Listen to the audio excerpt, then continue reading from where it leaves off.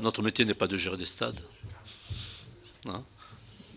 Ce n'est pas notre métier de base. Notre métier, c'est d'organiser la pratique du rugby en France.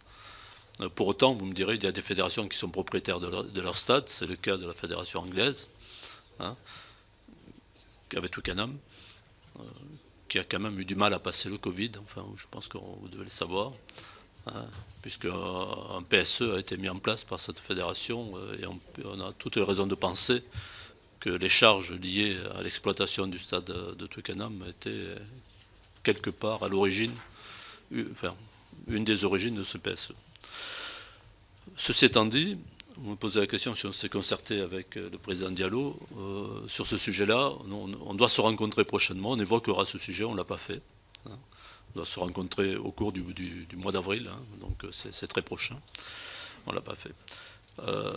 Notre posture aujourd'hui est une posture plutôt d'attente et de neutralité. Pourquoi ? Parce que, ça a été évoqué tout à l'heure, dans les appels d'offres, ont été signifiés que les matchs des fédérations françaises de foot et des fédérations françaises de rugby, matchs internationaux, hein, devraient se tenir au Stade de France. C'est que quelque part, nous avons une garantie par rapport au futur lauréat de l'appel d'offres, d'un des deux appels d'offres, quant au fait que le Stade de France sera toujours à disposition de nos équipes pour effectivement que les matchs correspondants s'y déroulent.